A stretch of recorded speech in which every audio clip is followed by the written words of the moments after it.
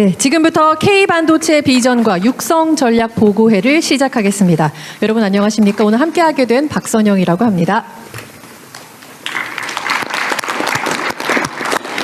고맙습니다. AI 시대를 맞아서 대한민국 반도체 산업이 나아가야 할 방향을 논의하기 위해서 각계각층의 대표 전문가 여러분과 함께 반도체의 내일을 책임질 청년, 신진연구원 그리고 관계 부처까지 모두 한자리에 모여주셨습니다. 그만큼 발전적인 토론이 될 것으로 기대되는 시간인데요. 회의에 앞서서 대통령님께 모두 말씀을 먼저 청하도록 하겠습니다.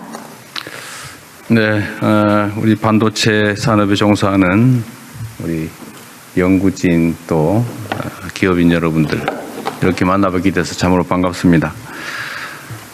최근에 갑자기 인공지능 시대가 도래하면서 정신없을 정도로 세상이 바뀌는 것 같아요. 우리도 정책적으로 매우 빨리 적응해 보려고 하는데도 적응이 어렵다고 생각될 만큼 기술 발전 속도 또 수요 증가 속도 이게 엄청난 것 같습니다.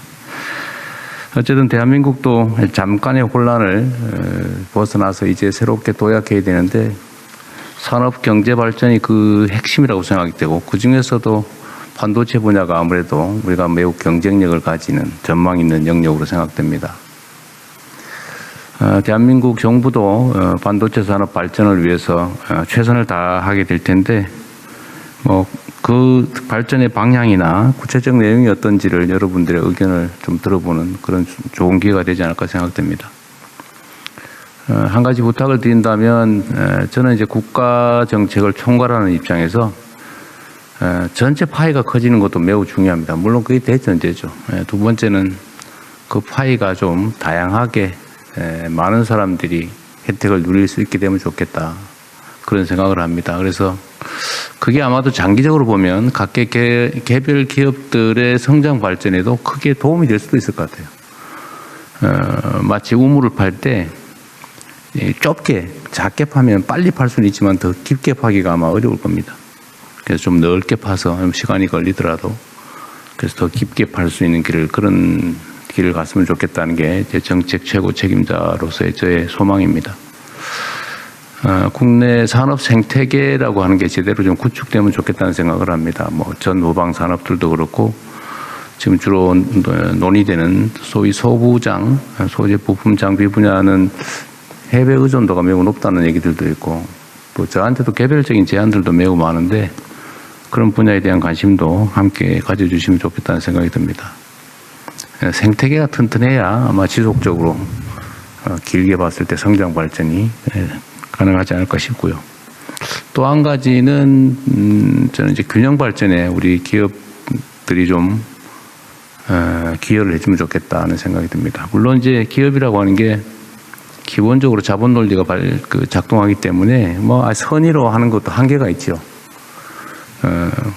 우리 기업인들이 그 선의가 아니라 또 기업의 입장에서 유용한 길이 될 수 있도록 저희도 이제 세제라든지 아니면 특히 규제 분야 또는 인프라 구축 또는 이제 인력 공급을 위한 정주 여건 확보 이런 점들에 대해서 저희가 체계적으로 나름대로 준비를 하는 중입니다.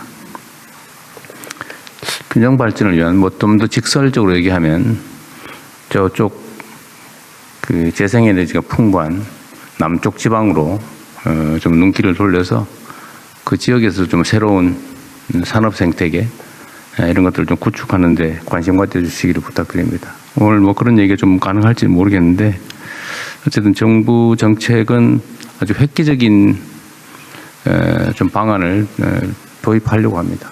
여기 오늘 관계부처 장관들이 많이 오시고 또 우리 대통령실에 정책실장부터 수석분들까지 다 오셨는데 허심탄회하게 의견을 내주시면 저희가 그 정책에 잘 반영하도록 하겠습니다. 기업도 살고 국민도 살고 나라도 살 수 있는 좋은 길들을 함께 모색해가면 좋겠습니다. 환영합니다. 고맙습니다.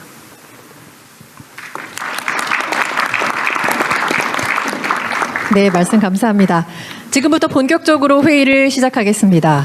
먼저 산업통상부 김정관 장관께서 AI 시대 반도체 산업 전략이라는 주제로 발표한 후에 토론 시작하겠습니다. 장관님 준비되셨으면 부탁드리겠습니다. 안녕하십니까. 산업통상부 장관 김정관입니다. 지금부터 AI 시대 반도체 산업 전략에 대해서 보고 드리겠습니다. 지금 반도체와 관련된 산업을 하는 기사와 책을 보면은 대부분의 책에서 전쟁이라는 단어가 등장을 합니다. 반도체 패권을 놓고 소위 총성 없는 전 세계 대전이 지금 벌어지고 있습니다.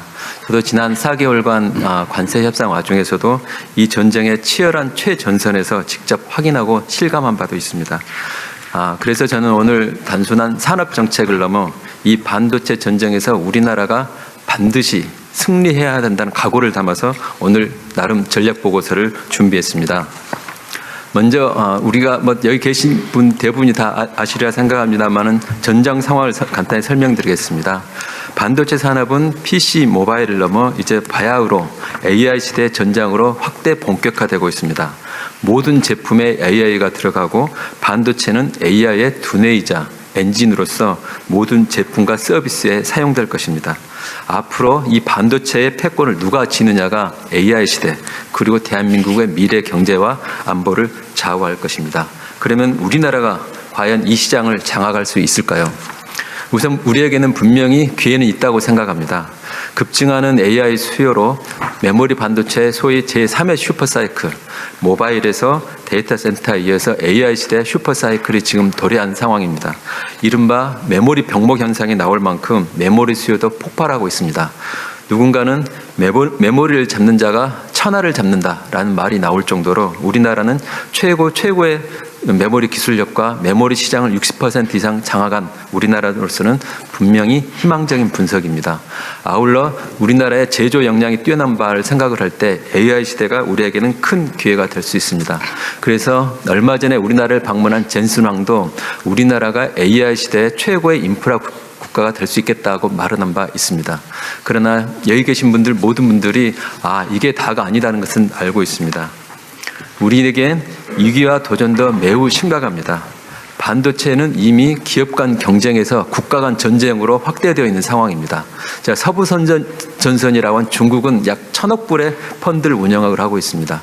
동부전선이라고 하는 미국은 530억 불 가까운 보조금을 주고 있습니다. 일본마저도 600억 불 가까운 보조금을 주고 있습니다. 예를 들면 이와 같은 경쟁들이 우리나라를 더욱더 반도체의 포위망이 우리나라를 둘러싸고 점점 좁혀오고 있는 상황이고 우리나라는 현재 반도체 약 2조 원 그러니까 20억 불 정도의 안 되는 돈이 지금 투입되고 있는 실정입니다. 아울러 아군 전력도 반도체 메모리를 제외한 설계, 파운드리 기업, 서부장 부분에서 열세에 있는 것이 분명합니다. 또 더 아쉬운 것은 대통령님께서 조금 전에 언급하셨다시피 인재와 인프라가 수도권에 집중되어 있는 집중의 위험도 노출되어 있는 것도 저희들에겐 위기입니다.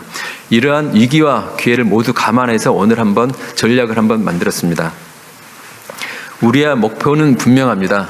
반도체 세계 유리의 초격차를 유지하고 아울러서 국내 팹리스 규모를 10배 확장하여 반도체 시장에서 세계 2강을 달성하는 것입니다.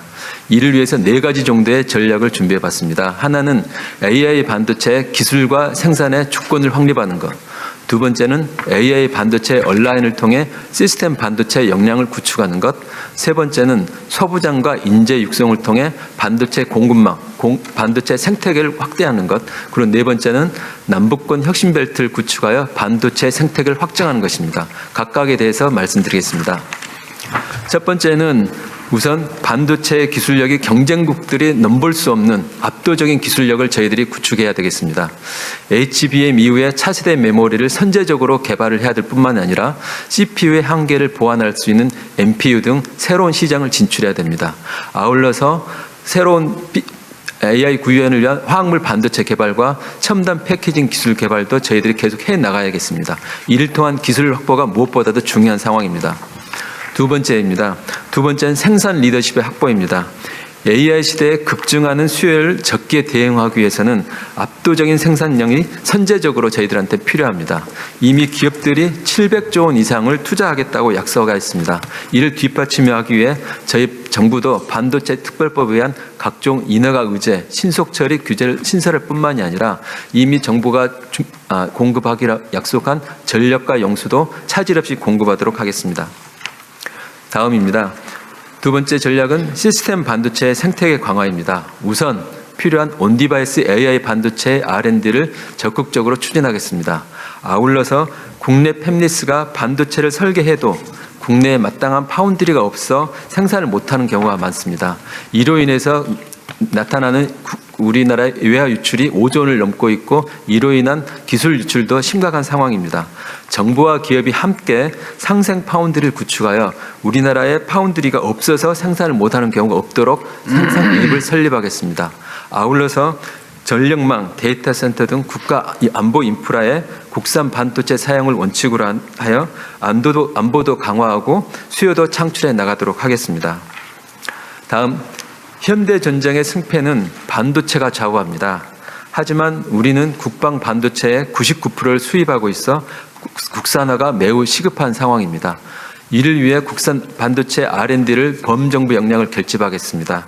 아울러서 현재 대통령실 주관으로 국방 반도체 TF를 통해 내년 1분기 내 국산 반도체 국산화 전략을 발표할 예정입니다.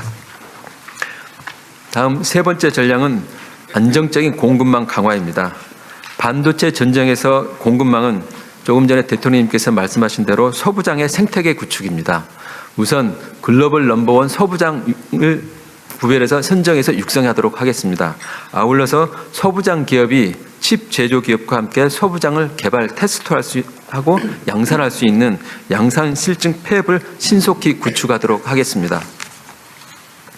세 번째 전략은 또 다른 축인 반도체 정예군, 이른바 인재 양성입니다. 반도체 전쟁을 임하면서 율곡 선생의 10만 양병설의 마음으로 반도체 정예군을 양성하겠습니다. 우선 한국 반도체 대학원 대학을 설립하여 세계적인 석박사를 체계적으로 양성해 나가겠습니다. 또한 얼마 전에 보도된 대로 암스쿨을 세계적인 반도체 설계 기업인 암과 협력하여 광주 암스쿨을 설립하고 광주를 반도체 인력 양성 중심 도시로 만들겠습니다. 다음입니다.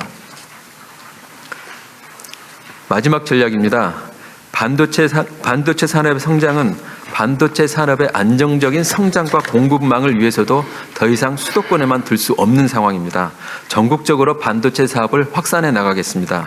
먼저 신규 반도체 특화 단지는 비수도권에 지정을 하고 수도권에서 멀어질수록 인프라와 재정을 훨씬 더 우대하는 지원을 강화해 나가겠습니다. 아울러서 지방 투자와 연계하여 현재 규제되고 있는 자본 조달 방식을 더욱 다양화해 나가겠습니다.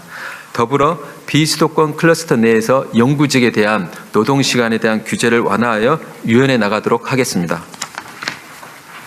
동시에 지금 현재 지역들이 가지고 있는 장점과 특징을 살려 광주, 부산, 구미를 엮는 남부권 반도체 벨트를 조성하겠습니다. 광주는 반도체 첨단 패키징 클러스터, 부산은 전력 반도체 생산허브, 그리고 구미는 반도체 소재 부품 생산 기지로 키워나가겠습니다. 우리나라는 역사적으로 수많은 세계 1등 기술을 발명하였습니다. 수천 년을 이어온 1등 DNA를 이어받아 지금 우리는 세계 최고의 반도체 기술로 실리콘 위에 인공지능과 인류의 미래를 새기고 있습니다. 오늘 기업과 학계, 영국의 지방정부, 중앙정부까지 모두 함께 협업하여 AI 시대 우리나라가 이 반도체 전쟁에서 반드시 승리하도록 최선을 다하겠습니다. 이상 보고를 마치겠습니다.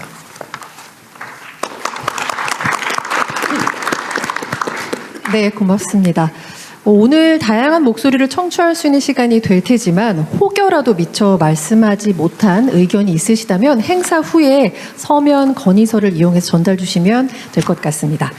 자, 그럼 본격적으로 참석자분들과 토론 진행하겠습니다. 오늘 토론은 AI 시대 산업 지형의 변화, 반도체 생산 능력 제고 방안, 반도체 기술 개발 및 생태계 육성 방안이라는 세 가지 주제로 나눠서 이야기하겠습니다. 시간이 한정되어 있는 만큼 토론에 참여하시는 분들께서는 핵심 내용 위주로만 2분 내에 말씀 주시면 정말 좋을 것 같습니다. 먼저 첫 번째 주제로 참석자들께서는 AI가 불러오는 산업 지형의 변화를 어떻게 바라보고 계시는지 의견 주시기 바랍니다. 손 들어주시면 제가 지명 드리겠고요. 앉으신 상태에서 마이크 켜고 말씀 주시면 됩니다. 네, 제 맞은편에 안경 껴주신 분 이세철 리서치 테크헤드님이십니다. 네, 안녕하세요. 시티그룹 이세철입니다. 사실 저희가 지금 센터장 업무도 좀 하고 있는데, 이건 조금 다른 얘기인데, 저희가 코스피 시티에서 지금 5,500 정도 보고 있거든요, 내년에. 이유가 AI 반도체 때문입니다. 그래서 이게, 저희 한국이 지금 사실 반도체, 전 세계 투자자들이 사실 반도체에 대해서 엄청 많이 관심을 갖고 계시고요. 그리고 이재명 대통령님께서도 최근에 이제 젠슨황이나 다른 글로벌 반도체 CEO들과 많이 미팅을 하시고 계신 것도 어떻게 보면은 한국의 반도체에 대한 인프라가 어느 정도 좀 구축이 되어 있기 때문에 그렇게 좀 보고 있지 않나 이렇게 보여집니다. 그래서 최근에 저희가 이제 이런 것들이 좋아지고 있고, 그리고 반도체가 제품이 되게 다양화되고 있습니다. 그것도 사실 어떻게 보면 저희한테 새로운 어떤 변화 폭이라고 볼 수 있겠고요. 그것들을 이제 AI가 최근에 이제 수요가 올라오면서 한국 같은 경우는 용인 반도체 클러스터가 있어서 거기에 대한 수요 준비 대응도 되어 있는 것 같습니다. 하지만 앞에서 말씀하신 것처럼 이제 팹리스나 소부장 쪽은 사실 많이 약한 부분이 많습니다. 그래서 그 부분을 저희가 많이 좀 보강해야 될 부분이 많이 있을 것 같고요. 특히 이제 소부장 같은 경우는 제가 이제 저희 반도체 리서치 쪽에서 보면은 한 5년 전만 해도 이 시총 1조짜리 회사가 없었는데 최근에 사실 올라오기 시작해요. 그래서 1조 이상의 회사들이 나오기 시작합니다. 근데 하지만 문제는 뭐냐면 한국에 있는 소부장 업체들과의 경쟁 회사들이 대부분 다 미국이나 유럽에 있는 글로벌 테크 반도체 소부장 회사들이거든요. 시총이 500조, 300조, 거의 삼성전자, 하이닉스와 맞먹는 정도에 해당되는 규모 회사들입니다. 그러니까 이게 저희가 사실은 이 정도까지 온 것도 대단한 겁니다. 사실 이 조그만 회사들이 글로벌 삼성전자, 하이닉스만큼 큰 회사들과 경쟁하고 있다는 것도 대단한 건데요. 다만 이제 이거를 하기 위해서는 인재 육성, 아까 말씀 인재와 R&D 비용이 무조건 올라갈 수밖에 없고요. 왜냐하면 시총 500조 회사와 시총 3천억, 5천억 회사가 경쟁한다는 게 사실 쉬운 건 아닙니다. 그런 것들을 저희가 하려면 이 R&D 쪽에 대한 강화, 그리고 인재 육성이 되게 필요할 것 같습니다. 그런 부분들을 좀 더 많이 좀 신경 써주시면 감사하겠습니다. 네, 이상입니다. 네, 네. 말씀. 이게 토론회가 엄청 딱딱하죠. 네. 일단은 우리 산업부 장관이 소위 산업 전선에 있다 들어오신 분이어서 그런지 그 전투적 자세 아주 좋습니다. 예. 죽기 아니면 살기 상황이 되긴 했죠. 예. 실제 그런 자세로 해야 될 것 같네요. 어떻게 할까요? 그 말씀하신 거에 대해서 여하튼 우리 대통령실이든 아니면 관계부처든 의견을 내면서 할까요? 아니면 다 모아서 할까요? 자유롭게 그냥 편하게 할까요? 예, 그럼 들어보고 모아서 그럼 하도록 하겠습니다. 네, 다른 분 말씀하시면 되겠어요. 손 들어주시면 발언 기회 드리겠습니다. 네, 소속과 성명 부탁드리겠습니다. 네, 저 서울대학교 유수정입니다. 이전에 사실 인더스트리 경험이 더 많아서 이전에 했었던 데이터 센터형 AI 반도체나 그다음에 GPU 이쪽 관련해서 좀 말씀을 드리겠습니다. 저희가 그 AI 반도체라고 하면서 생태계 그릴 때 예전과 많이 달라진 게 있습니다. 그동안 그렸을 때는 부품, 그 다음에 딱 칩 나오고 거기에서 끝났거든요. 요즘 그리는 생태계에는 소프트웨어가 등장하고 칩들을 연결하는 인터커넥션, 그리고 시스템, 그리고 클라우드까지 올라갑니다. 이러다 보니까 이 전반적인 경쟁력을 어디에서 가져가느냐가 실제로 패권을 진짜 결정하게 되거든요. 지금 보시면은 미국의 엔비디아는 실제 칩부터 시작을 해서 어떻게 보면 소프트웨어 다 가지고 있죠. 위쪽 모델 전까지 다 가지고 있습니다. 그 다음에 구글 보시면 거기에 더해서 제미나이라는 모델, 그 다음에 클라우드 서비스, 그 위에 올라가는 서비스까지 다 가지고 있죠. 이런 정책을 지금 중국 보시면 중국의 모든 그 클라우드 서비스를 하는 회사들이 다 가지고 있습니다. 그러다 보니 우리나라도 이런 어떤 버티컬하게 최적화된 이 시스템에 대한 역량을 좀 키워야 되는데, 지금 현재 보시면은 각 그 단계별로의 역량들은 있으신데 이거를 통합하는 어떤 하나가 없습니다. 그래서 약간 단절되어 있다. 그걸 어떻게 엮을 거냐가 어떻게 보면 지금 정부에서 좀 도움을 주셔야 될 부분인 것 같습니다. 아시는 것처럼 미국이나 중국은 자체 수요가 워낙에 크기 때문에 약간 자생적으로 돌아갈 수 있습니다. 현재 저희가 어떤 그 레퍼런스를 만들어야 되고 시스템을 만들어야 되는 데 있어서 지금 정부가 계획하고 있는 데이터 센터 이 인프라가 정말로 굉장히 중요한 역할을 할 거라고 생각을 하고요. 그래서 그냥 간단하게 생각을 해보면 학교에서도 GPU를 가지고 시스템 연구를 하고 싶은데 100개 못 쓰거든요. 실제로 이런 어떤 연구들이 뒷받침이 되어야지만 사실 다시 선순환이 될 거라고 생각이 들기 때문에 예를 들면 지금 GPU가 들어와서 학습된 거를 AI 반도체 우리나라 거에다가 인퍼런스를 하는 어떤 이 뭔가 체인을 하나 더 만든다고 하면 하나씩 더 만들어지지 않을까 저는 그렇게 생각하고 있습니다. 이게 이제 쟁점이 흐려지니까 그냥 말씀하실 때마다 우리 관계 부처의 의견을 미리 좀 말씀하시는 게 좋을 것 같아요. 나중에 다 해놓으면 무슨 학술 토론이라는 것 같아져서 얘기할 때마다 거기에 대한 의견 좀 추가할 거 이거 좀 얘기를 해주시면 더 명확해질 것 같습니다. 지금 이세철 의원님이나 유수정 교수님 전부 다 저희들도 100% 동의하는 내용들입니다. 그래서 인재 육성이나 R&D 비용 저희 우리 재정당국 나와 있는데 저희들이 조금 전에 제가 일부러 겨우 2조 원 수준이라고 했던 것들도 조금 더 재정당국에서 이 분야에 대해서 조금 더 많이 좀 관심을 해주셨으면 좋겠다는 저는 산업 정책 당국자로서의 입장이 들어갔다고 말씀을 드리고요. 인재 육성 부분에서 그래서 저희들이 반도체 대학도 설립을 하려고 하고 말씀하신 아카데미라든지 반도체 대학을 더욱 대폭 확대를 하려고 합니다. 지금 현재 반도체 인력이 한 15만 명 언저리 되는데 앞으로 한 10만 명 정도는 더 훨씬 더 필요하기 때문에 인력에 대한 대폭적인 확대가 더 필요하고 생각해서 그렇게 계속 나가겠습니다. 지켜봐 주셨으면 감사하겠고요. 유 교수님 말씀하신 것처럼 저희들의 고민이 있습니다.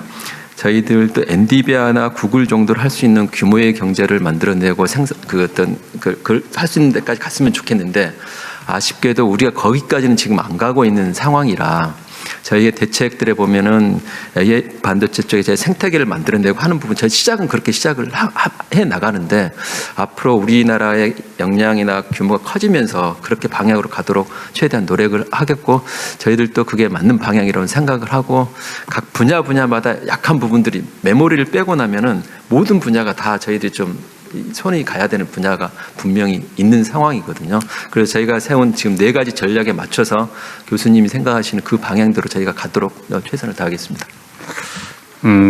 아까 이세철 센터장님이 이제 소부장 분야 중요성 말씀하신 것 같아요, 그죠?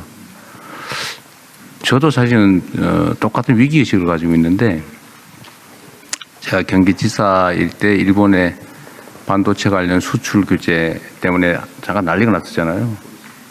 그런데 그때 어쨌든 제가 기억으로 한 2, 3년 만에 그걸 다 극복을 하고 독자적인 공급 체계를 만들었던 것 같아요.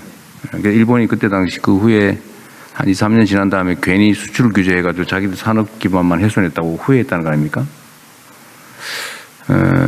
저는 그 과정을 보면서 그래도 꽤 나름 그 중요한 분야의 수출 규제를 해서 우리한테 항복하라고 했을 것 같은데 어쨌든 그걸 극복해내는 걸 보면 우리 산업계의 역량이 상당히 생각보다 높다라는 생각이 들더라고요. 그래서 그때 제가 하나 산업계에 물어본 거는 이걸 미리 하지 왜 이렇게 꼭 위기가 닥쳐가지고 그 공급망이 봉쇄되니까 그때 와서야 이러냐 이랬더니 그때 제가 들은 얘기 중에 하나는 역량이 되는데 수요처에서 안 써준다.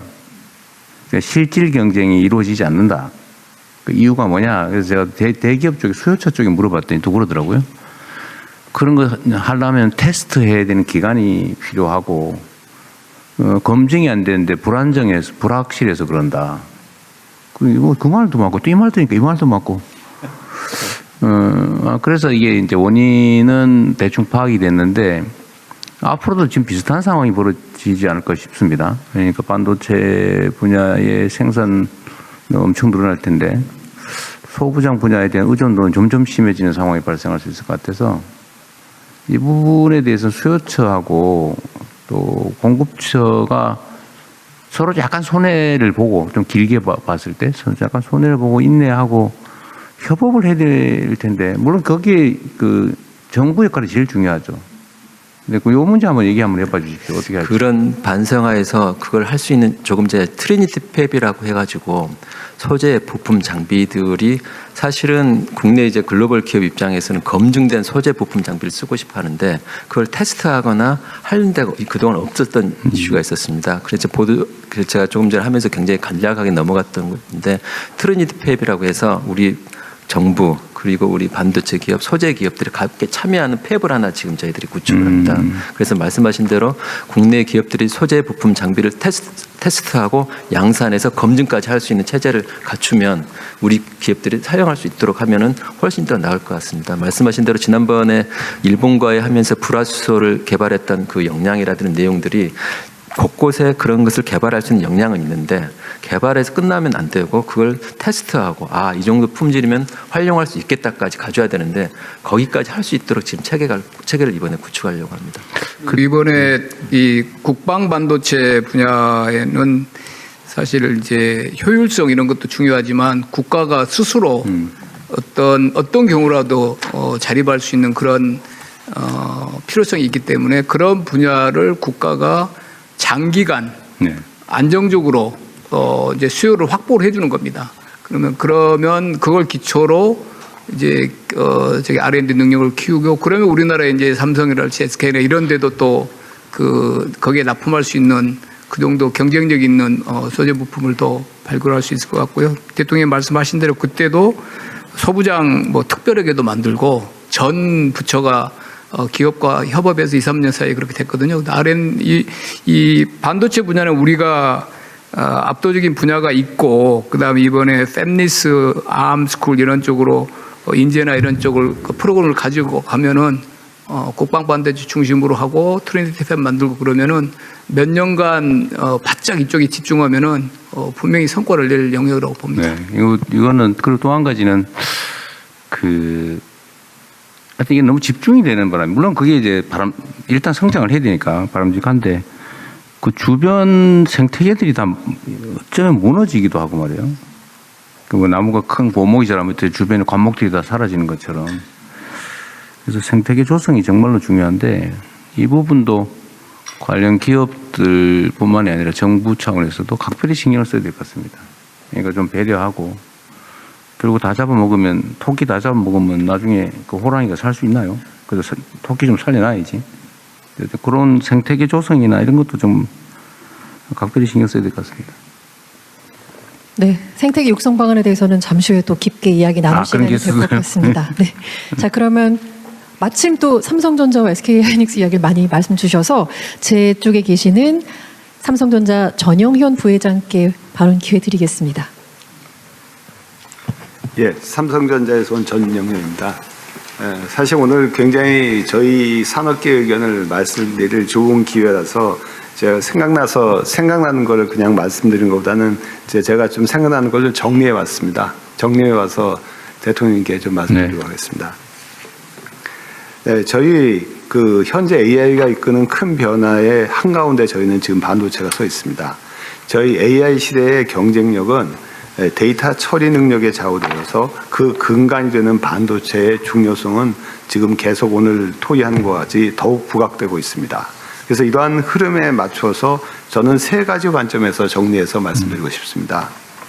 첫째는 저희 글로벌 기업들의 과감한 투자입니다. AI 학습, 추론, 연산, 서비스 이 모든 분야에서 AI의 변혁을 이끄는 글로벌 하이퍼스케일러 기업들은 수조 달러에 기하는 규모를 투자를 하고 있습니다. 이러한 천문학적 투자의 가운데 저희 반도체가 중간에 있게 되겠습니다. 반도체는 전통적으로 대규모 투자가 필요한 산업인데 폭발적인 AI 수요 대응을 위해서 개별 기업이 감당하기에는 그러한 부담이 너무 커지고 있습니다.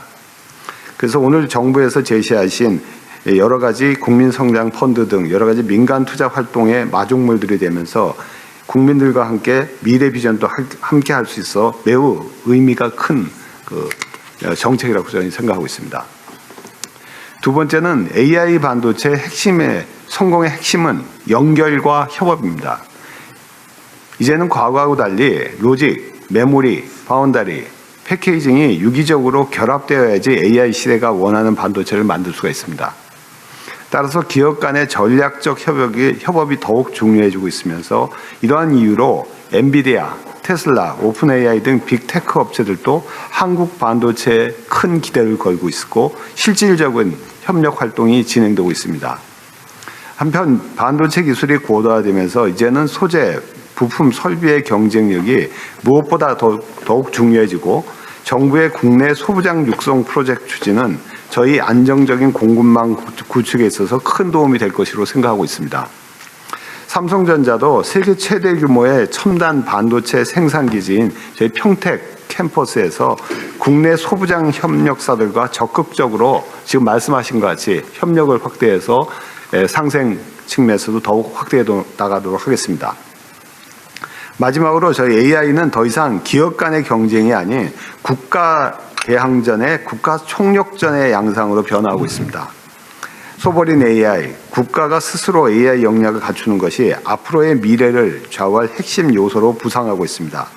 결국 기술 경쟁력의 핵심은 우수한 기술 인재의 양성과 확보에 달려 있다고 생각하고 있습니다. 정부가 추진하고 있는 반도체 대학원 설립 등 인재 육성 정책은 한국이 반도체 인재 허브가 되는 큰 기여를 할 수 있을 것으로 생각하고 있습니다. AI는 거대한 도전이자 새로운 도약의 기회입니다. 저는 민간이 한뜻으로 힘을 모을 때 AI 시대의 도전을 동반 성장의 기회로 만들 수 있다고 믿습니다. 대한민국 AI 시대의 새로운 성공 신화를 쓰는데 저희가 앞장서서 나가도록 하겠습니다. 감사합니다. 네, 말씀 고맙습니다. 삼성의 역할이 중요하죠. 네. 각별히 잘 부탁드립니다. 열심히 하겠습니다. 네. 네. 한 분께 더. 네, 더 하고 얘기하시죠. 네. 네, 온디바이스 피지컬 AI 반도체 팹리스 디벡스 김노건 대표입니다.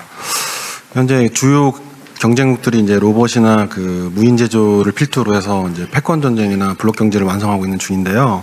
저희 나라가 이제 다양한 제조 산업 갖고 있습니다. 뭐 철강, 자동차, 뭐 가전, 조선 다양하게 갖고 있고, 그 사실 AI는 데이터가 중요한데 이 제조 데이터가 저희 나라가 굉장히 우수하게 갖고 있고요. 그 다음에 전 세계 제조 그 경쟁력이 4위인 나라거든요. 그래서 피지컬 AI 기술이 현재로서는 글로벌의 선두주 그룹이 없습니다. 그래서 제가 봤을 때는 수요 제조 기업하고 그다음에 AI 반도체 핵심 기술 기업하고 그다음에 알고리즘 회사를 이렇게 이제 수직 계열화 시켜서 묶어주면 제가 봤을 땐 글로벌 선도하는 이제 수준의 기술이 나올 수 있는 좀 적기의 상황이거든요. 예를 들면 저희 같은 경우는 디벡스는 현재 이제 그 현대자동차 로보틱스 팀이 내년 양산하는 칩에 저희 피지컬 AI 칩을 공급하고요.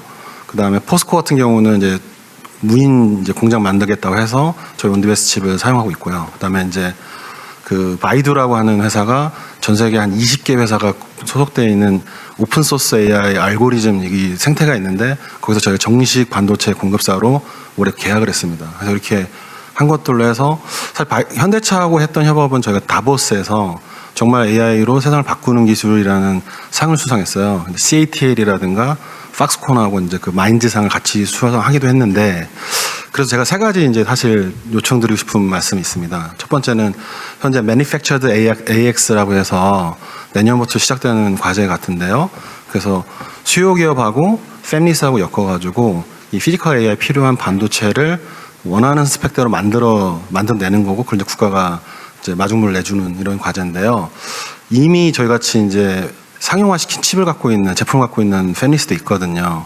그 칩들이 우리나라 다양한 수요 기업에 더 빠르게 확산될 수 있는 실용 확산 맥스 같은 과제 이제 이런 정책도 같이 나오면 빠르게 이제 산업화 시킬 수 있을 것 같고요. 그 다음에 그 AI 반도체라든가 AI 기술 같이 최첨단 기술은 수출해야 살아남거든요. 국내만 써가지고는 사실 크게 못 살아남으니까 현재는 국내 수요에 대해서 많이 정책들이 집중되고 있는데 오히려 글로벌 시장에 뭐 미국이라든가 중국이라든가 일본, 대만에 이 수출할 수 있는 그 교두보 마련해 주시는 정책도 좀 있으면 좋겠고요. 그다음에 최근에 그 26만 장 GPU 확보한 건 굉장히 저로의 찬스 잡은 것 같은데 파운데이션 모델 만드는 것도 굉장히 중요하고요. 근데 피지컬 AI가 글로벌 선도 수준의 AI 알고리즘도 만드는 거에 좀 사용되면 굉장히 도움이 많이 될 거라고 생각됩니다. 한번 정리를 하고 가시죠. 제가 먼저 말씀드리겠습니다. 오늘 오전에도 그 KAI 반도체 그 미래 컨퍼런스에 디벡스가 나오셔서 제가 한번 실제로 좀 제품도 보고 했었는데, 사실 기존에는 NPU 하면은 이제 서버 기반의 NPU만 주로 이제 많이 봤었는데, 엣지단에 이제 피지컬 AI에 적용 가능한 NPU도 굉장히 좀 높은 수준으로 만들어지고 있다는 게 굉장히 좀 고무적이었습니다.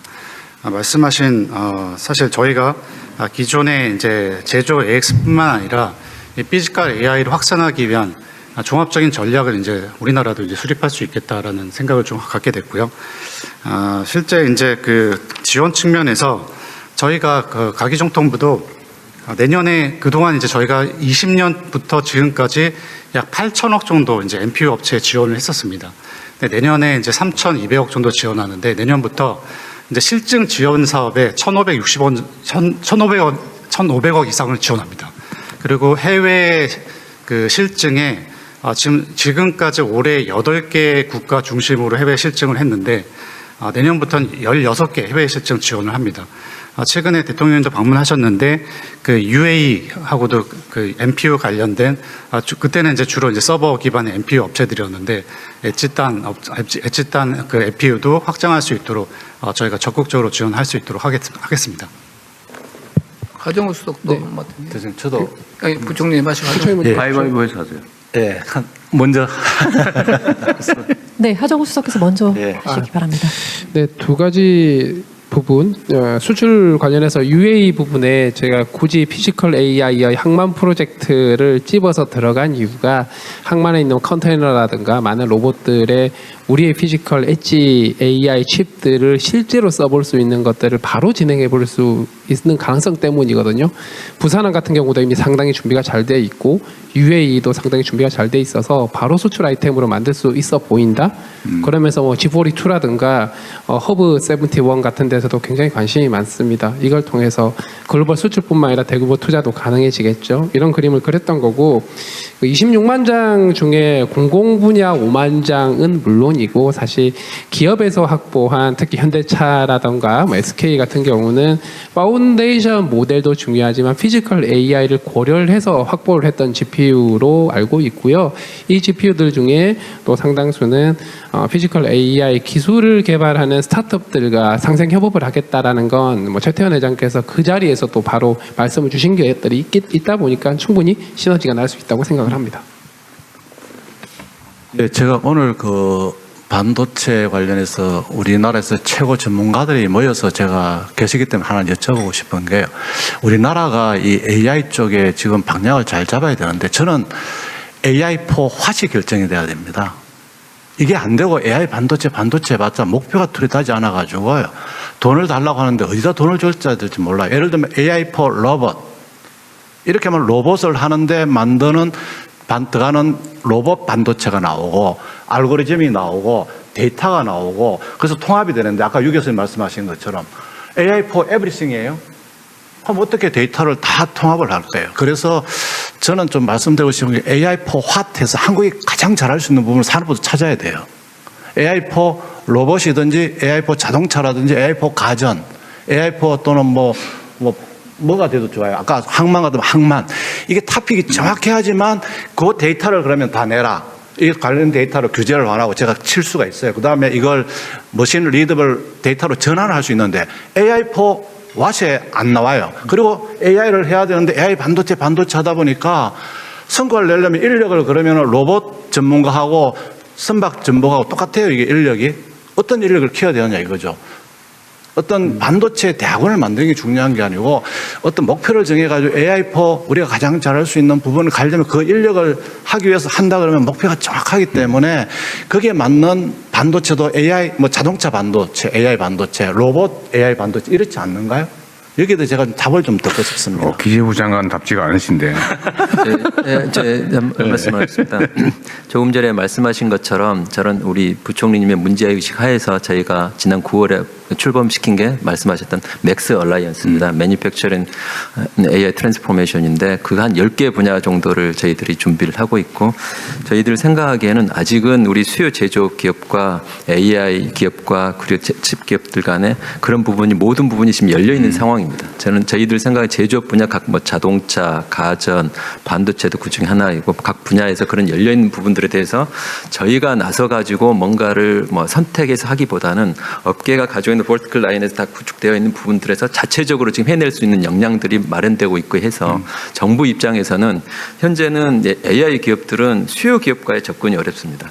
쉽게 말하면 저 기업이 삼성전자한테 감이 안 되는 거고 삼성전자 입장에서 죄송합니다. 저런 기업이 딴데 예를 들어주세요.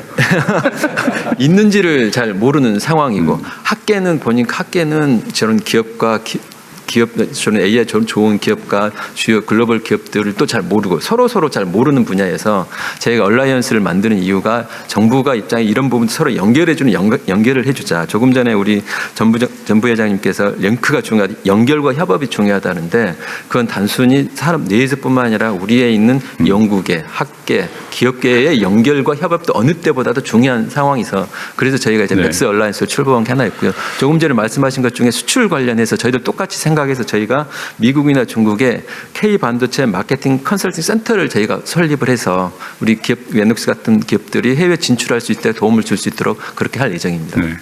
근데 기재부 장관님 말씀이 어쨌든 정확하게 맞는데 저도 사실은 이거 도대체 예를 들면 인력 양성을 하면 어느 분야에 누구를 시켜서 어떤 걸 하지 이 고민이 사실 있었거든요. 제가 지금 산업부 장관님 말씀 들어보니까 고민을 하고 계신데 아직 특정은 못한 상태군요. 예를 들면 뭐 3대 분야 아니면 뭐 10대 분야 이렇게 정리를 좀 확인해 줘야 되는데요. 그냥 한번 생각나는 대로 한번 얘기해 보실래요? 10개 분야 정도를 지금 저희들이 준비를 해놓고 있는 상황. 예를 들면 보안 상황이에요? 아닙니다. 지금 뭐 그거 한번 얘기해 보시죠. 자동차, 가전, 그리고 디바이스 반도체, 그리고 피지컬 AI. 갑자기 이렇게 말씀하시니까 제가 지금 이 분과 근데 피지컬 AI라고 해도 대체 어떤 분야의 피지컬 AI? 또 이런 질문이 있었거든요. 로보틱스도 같이 들어가 있는 상황이고요. 그래서 저희들 생각하기에는 지금 현재 각 분야가 가지고 있는 조선도 있을 것 같고, 그죠? 최조선도 들어가 있어서 방산도 들어가 있는 상황이고요. 근데 그 분야들이 이렇게 되어 있는 것 같습니까? 제조업의 데이터가 필요한데 그냥 소위 말해서 아무 데이터가 필요한 건 아니고 굉장히 양질의 데이터가 지금 필요한 상황이고 아마 저희 에녹스 같은 경우는 더 그럴 텐데 양질의 데이터를 제공해 줄 수 있는 기업과 양질의 데이터를 활용해서 알고리즘을 만들 수 있는 기업과 이걸 연결시켜 주고 그게 굉장히 현재는 중요한 상황입니다. 그 현장의 기업인들 의견도 중요할 것 같아요. 예를 들면 우리 산업부 장관이 현장 감각을 아직도 여전히 가지고 계시니까 잘 챙겨와 주시기 바랍니다. 네, 다음 또 진행하실래요? 네, 고맙습니다. 두 번째 주제로 넘어가 보겠습니다. 앞으로 폭증할 글로벌 반도체 수요에 효과적으로 대응하기 위해서 우리나라에서 반도체 생산 능력을 어떻게 갖춰나가야 할지 이야기 들어보겠습니다. 이 주제에 대한 포문은 SK 하이닉스에서 먼저 열어주시면 어떨까요? 광노정 대표께 부탁드려도 괜찮을까요? 네.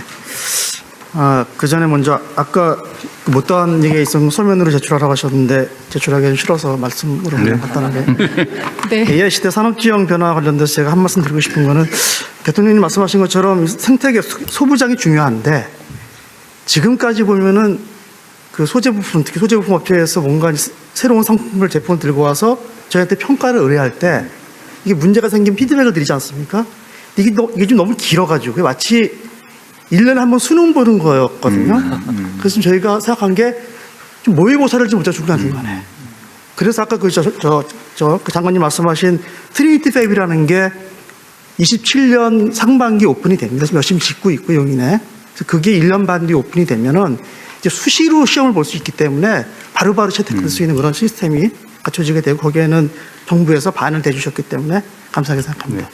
또 한 가지는 제가 볼 적에 요즘 이제 AI 시대가 도래하면서 메모리하고 자꾸 딴 거랑 이렇게 융합이 되려고 하는 그런 조짐들이 보이거든요. 근데 그게 워낙 다양해가지고 메모리하고 로직 중에도 뭐 이런저런 거, 그 다음에 또 패키지, 시스템, 이게 어우러지다 보니까 아까 장관님 그 이제 맥스 말씀하셨는데 이게 어쨌든 하여튼 이제는 정말 그 국가가 가지고 있는 여러 가지 리소스들을 얼마나 잘 조합해서 트렌드를 따라가냐가 중요해질 것 같고 어딘가 이제 그 가버넌스가 중요해지다 보니까 이거 마치 옛날에 국제과제 같이 뭔가 좀 중심점이 필요하지도 않을까 뭐 이런 생각도 들어서 그런 것들이 좀 더 다음에 좀 심도 있게 논의된다 그러면은 훨씬 더 이렇게 잘 미래를 준비할 수 있을 것 같습니다. 네, 서면은 이걸로 대체하겠고요. 그건 서면용이었고. 네. 네, 맞아하십시오. 본 제안으로. 예. 반도체 생산 능력 제고 관련돼서는 저희가 볼 적에 지금뿐만 아니고 이제 앞으로 향후에도 계속이라는 게 이제 아마 수십 년은 아니겠지만 하여튼 상당 기간 동안 AI 메모리 수요가 지속 증가할 것 같고 공급은 여전히 조금 제한적인 상황일 것 같습니다. 그래서 지금으로 봐서는 선제적인 생산 능력 확보가 굉장히 중요할 것 같은데 이걸 위해서 SK하이닉스는 용인 반도체 클러스터에 약 600조 정도의 그 투자를 단계적으로 집행할 계획입니다. 이렇게 대규모 투자가 필요한 이유는 저희가 일단 팹 규모를 키웠고요. 1.5배 이상. 거기다가 EUV랄지 첨단 공정을 위한 그 장비들이 추가로 도입되면서 생산 능력과 생산 역량을 갖다가 동시에 강화하기 위해서 이렇게 큰 금액으로 늘어난 그런 이유가 있습니다. 그뿐만 아니라 저희는 청주에도 투자를 이어가고 있고 이미 올해에만 11조를 투자했고요. 향후 한 4년까지 지금 누적으로 치면 42조 정도 투자할 계획으로 있습니다. 근데 이제 이게 문제가 어려움이 저기 이렇게 초대형 투자를 그 한 개의 기업이 단독으로 하는데 상당히 어려움이 많이 있고 특히나 이제 대규모 자금 확보가 저희만으로는 좀 이제 어려운 부분이 있기 때문에 그 투자 활성화를 위한 규제 완화가 뒷받침된다 그러면 큰 도움이 될 것 같고요. 규제가 개선된다 그러면은 이런 AI 메모리 부족에 대응하기 위한 선제적인 투자와 동시다발적인 투자가 가능해지고 시험 변동에 흔들리지 않는 미래 준비가 가능할 것 같습니다. 근데 이제 사실 그렇게 또 생각할 수도 있는 게 하이닉스 돈 많이 버니까 그 돈을 하면 되는 거 아니냐라고 생각하실 수도 있는데 이게 돈을 벌어서 투자하려고 그러면 기본적으로 반도체 팹을 짓고 장비를 갖다 놓고 생산하는데 토탈 한 3년 이상 걸리거든요. 이미 시기를 놓칠 가능성이 있기 때문에 먼저 놓고 나중에 벌고 이렇게 좀 순서를 바꾸는 그런 개념으로 이해해 주시면 조금 좀 플렉서블해질 것 같고 또 한 가지는 뭐 이미 잘해주고 계시지만 그 전력과 용수가 굉장히 중요하고요. 지금까지는 이렇게 잘 오고 있는데 향후로 혹시 또 추가적인 규제 개선이나 정책 지원이 필요할 경우 요청을 드리고자 합니다. 하여튼 오늘 이렇게 여러 가지 발표해 주신 그런 산업 전략이 저희 반도체를 위해서 굉장히 큰 도움이 될 것 같고 SK하이닉스도 거기에 발맞춰서 최선을 다해서 열심히 하도록 하겠습니다. 이상입니다. 네, 일단 이건 좀 얘기를 좀 하고 지나갈까요?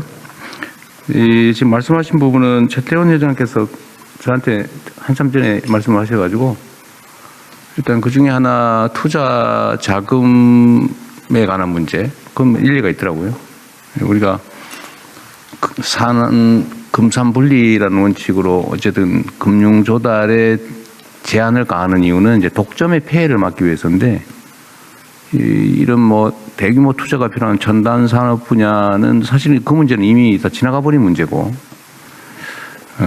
그게 어쩌면 산업 발전에 저해가 되는 요소라서 저희가 이미 제도적으로 준비는 하고 있죠. 네, 그거는 의견도 모아져 있습니다. 네, 이거는 금산분리라고 하는 거를 훼손하지 않는 범위 내에서 실질적인 대책을 지금 마련하고 있는데 거의 다 된 것 같아요. 다 된 것 같고 다만 한 가지 제가 지금 정책시장님한테도 말씀드리는 게 뭐냐면 지금 아까 말씀하신 대로 국가 전체 단위 입장에서는 뭐 600조 대규모 투자는 매우 바람직하고 감사한 일이죠. 그런데 이게 수도권 집중 문제하고 관련이 없지를 않습니다. 과거에 제가 용인 반도체 유치할 때 저도 열심히 뛰어다녀가지고 격기도로 해놓고 지금은 이제 대통령이 되고 나니까 내가 왜 그랬지? 이런 생각이 좀 그야 상황에 따르면 생각이 바뀔 수가 있는 건데 그 문제가 조금 고민이 되는데요. 예를 들면 내가 하나 여쭤볼게요. 거기가 지금 정확한 수치인지 모르겠는데 그걸 원래 계획대로 다 지으면 전력이 16기가 좀 필요할 거라고 하던데 맞아요? 얼마 정도 최대 필요한 전기가 얼마 정도입니까? 한 14, 15기가 15기가 정도? 1기가 줄었네 제보다. 그러니까 16기가 하면은 원자력 발전소 10개 이상인데 그걸 그쪽으로 그렇게 송전할 수 있는 상황인가요? 사실 그 진짜 걱정이 이호 되는데. 연차관 기후 에너지 네. 근데 아니 장기적으로 어떨지 내가 걱정이 돼서 그래요. 그 용수 문제는 어떻게 될 것 같긴 하던데 전력 문제는 과연 그게 지금 송전망 구축도 쉽지 않고 그 근처에다가 무슨 원자력 발전소를 지을 수도 없고 어쨌든 그 문제는 한번 얘기를 한번 해보십시오. 예, 기후 차관입니다. 용인 반도체 클러스터에 대해서 이제 가장 중요한 게 전력을 공급하는데 뭐 대통령께서도 말씀하셨지만은 사실 16기가까지는 아니더라도 원자력 발전소 1개 정도 한 팹당 그러니까 10개 팹에 한 15기가 정도 필요하니까 1.45기가 정도 이렇게 좀 필요한 상당한 양의 전력이 좀 필요합니다. 그래서 저희는 기본적으로 용인 반도체 클러스터 팹 가동 시기에 맞춰 갖고 전력을 공급하는 게 상당히 중요하다 이렇게 좀 생각을 하고 있어 갖고 전력 공급 방안들을 여러모로 고민을 해서 좀 만들었습니다. 그 중에 하나가 일단 발전소를 인근에 좀 지어야 되는 부분들이 좀 있었고요. 두 번째는 이제 발전소를 너무 많이 짓게 되면 또 지역적 수용성 문제도 좀 있다 보니까 원거리에서 그 송전망을 통해서 전력을 공급하는 방안.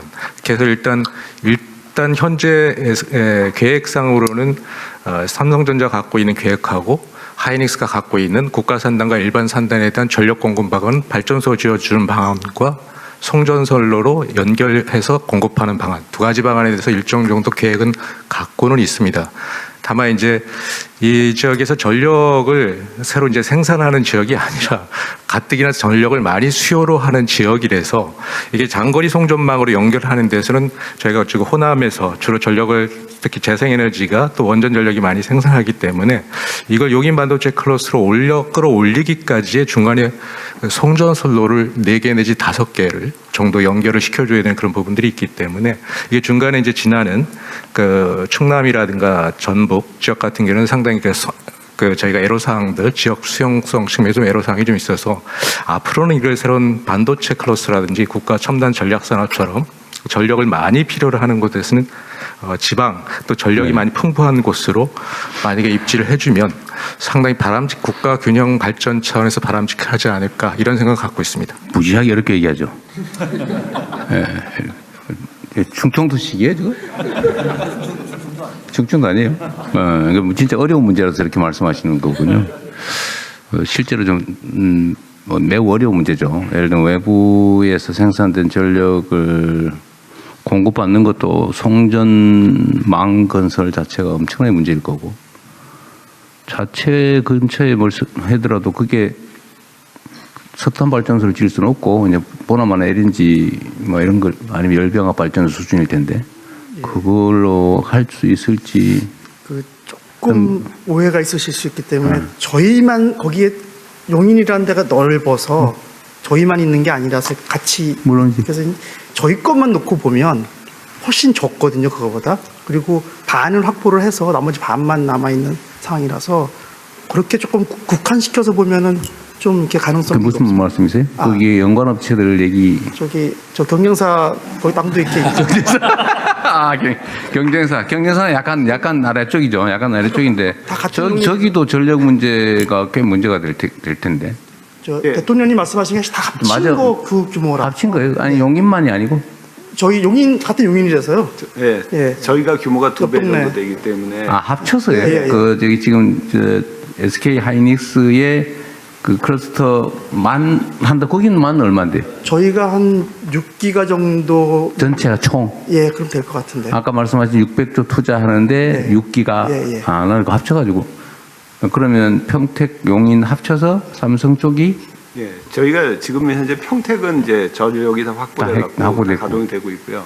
그다음에 용인 산단이 이제 가동이 돼야 되기 때문에 거기 지금 전력 인프라를 확보를 지금 여기 기후 에너지부하고 좀 확보를. 거기는 지금 얼마 확보됐어요? 지금 SK는 그때 보니까 한 3, 4기가 정도 3개 정도 확보가 됐고요. 나머지 3 정도 남아 있어요. 그러니까 절반 정도 남아 있다고 그러고 삼성은 얼마 정도 지금? 그럼 삼성이 그럼 한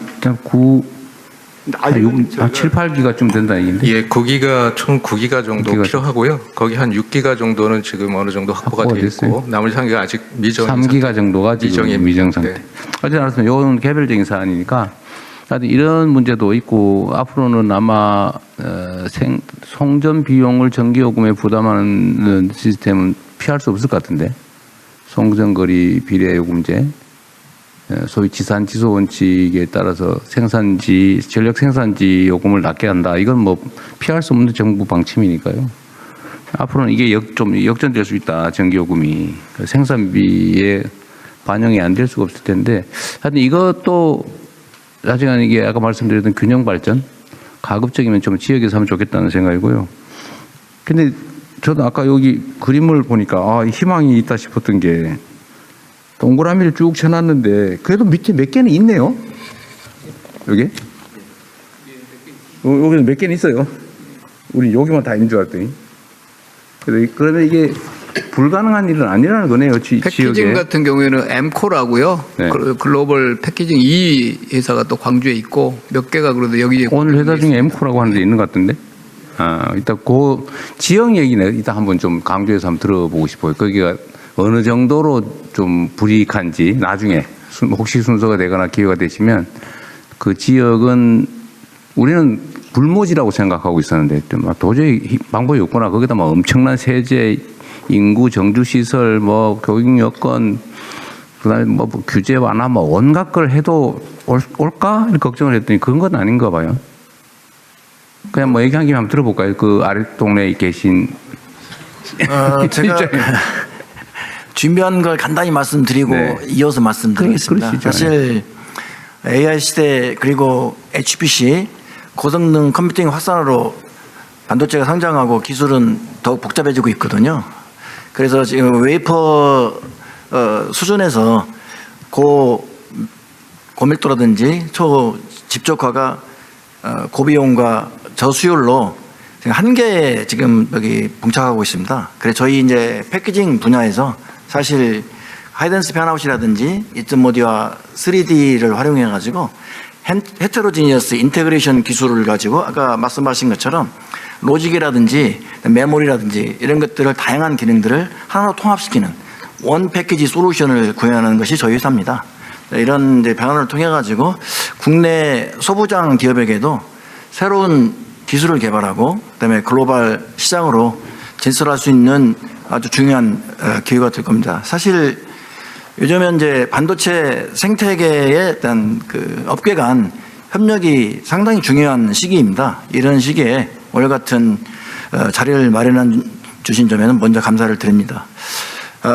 우리가 광주에 있지만 실은 그린 재생에너지 상당히 중요하거든요. 요즘 저희 해외 고객들은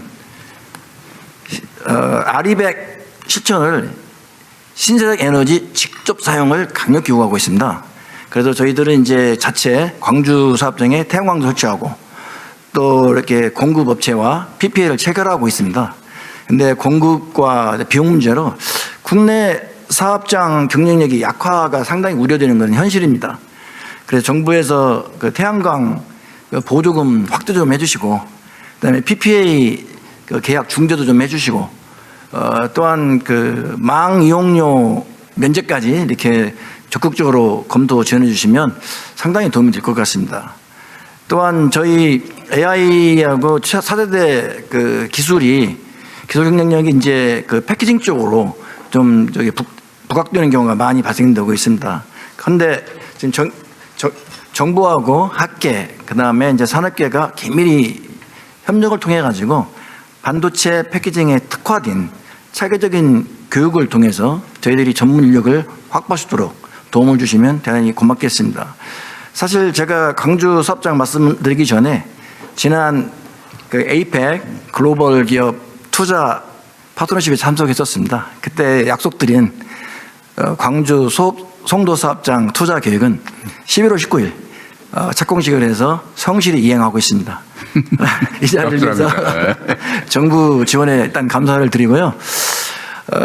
앞으로도 그 반도체 산업 지원을 더욱더 확대해 나간다면 저희 광주 사업장 및 다른 어떤 국내외 반도체 기업들이 지방 성장 거점으로 투자 확대를 검토하는 데 큰 도움이 될 것입니다. 사실은 광주가 불모지라고 생각하는 분들이 많은데 저희들이 직접 거기서 운영을 해보면 일단 인력 수급이 수도권보다 훨씬 수월합니다. 그래요? 네네, 생산 인력. 사람이 없어서 뭐 못한다고. 그렇지 않습니다. 오히려 수도권 송도에 있는데 송도에서 인력 수급이 어려워서 광주에서 인력을 확보해서 송도로 지원하는 경우가 그래요? 네네, 그렇습니다. 그래서 일단 광주에 저희들도 지금 이제 확장 검토는 하고 있지만 아직은 확정된 건 아니고요. 지금 적극적으로 검토를 하고 있습니다. 좀 해주세요. 네.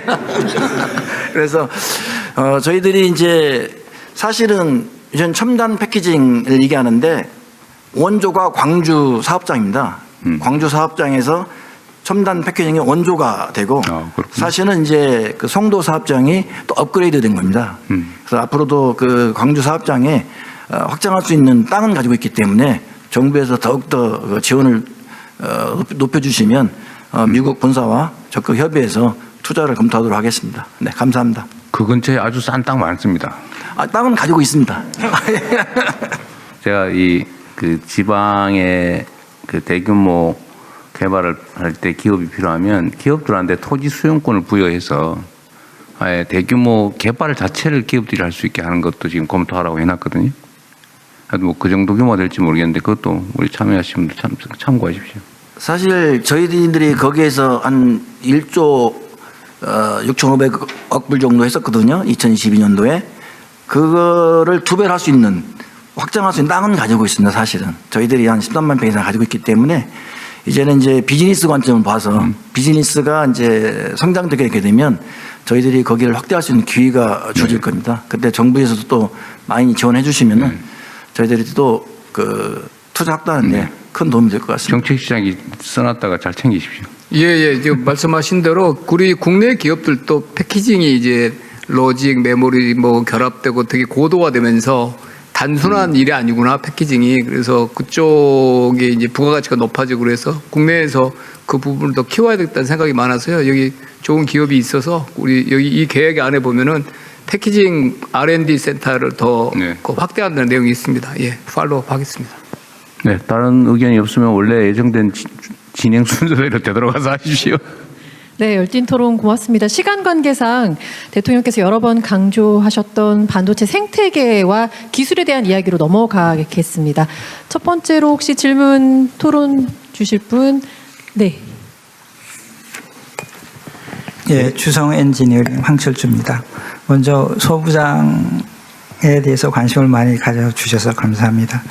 저는 대한민국의 경쟁력은 대한민국 내에 있는 기업들의 세계 경쟁력의 합과 같다라고 생각합니다. 그래서 기업의 경쟁력은 기술자들에 의해 만들어진다라고 생각합니다.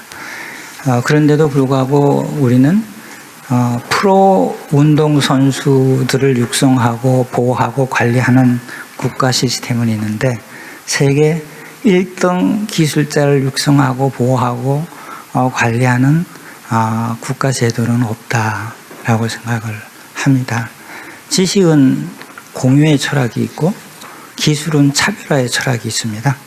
대학은 지식의 공유를 통해서 새로운 논리와 새로운 철학을 만들어가는 곳이고 기업은 기술의 차별화로 이익을 극대화시키는 곳이다라고 생각을 합니다. 그렇다 그러면은 기업이 세계 최고의 기술자를 육성해야 되고 하는 곳이다라고 생각을 합니다. 기업이 세계 최고의 기술자를 육성할 수 있는 시스템이 절실하다라고 생각을 합니다. 거기에 대해서 첫째 건의를 드렸습니다. 두 번째는 새로운 성장은 새로운 기준 위에서 가능하고 그 성장의 크기는 세계 경쟁에서 이기는 만큼 만들어진다라고 생각합니다. K-반도체 경쟁은 일본과 미국과 대만과 중국을 이길 때 가능합니다. 우리가 아무리 강하더라도 우리보다 더 강자를 만나면 지게 되고 우리가 약하더라도 우리보다 약자를 만나면 우리는 이길 수 있습니다. 이기는 전략이 중요하다.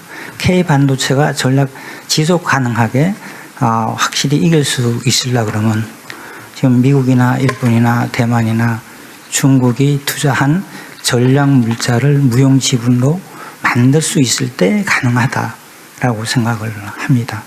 이제까지 반도체 제조 기술은 단결정 실리콘 위에서 단독 주택을 많이 빨리 싸게 만드는 기술로 성장을 해왔다라고 얘기한다 그러면 앞으로는 10층, 100층짜리 건축을 할 수 있는 더 싸고 더 빨리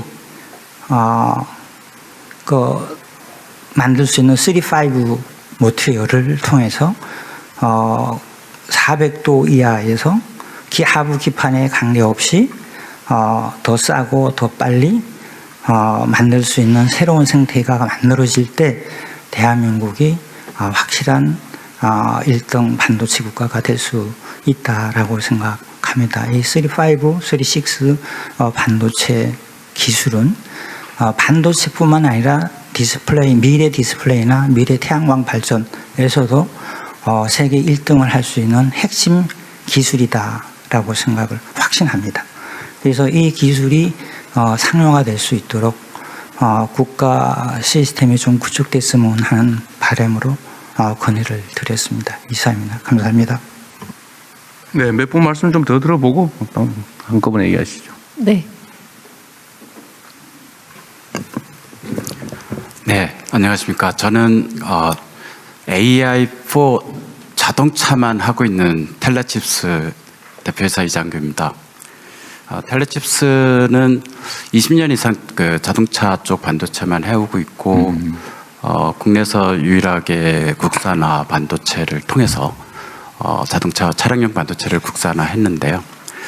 이 차량용 반도체가 발표하신 부분에 1%, 2%밖에 안 되는 시스템 반도체 영역이 결국 매출이 나와야 결국 K반도체 AI 강국이 될 수 있는 거 아닙니까?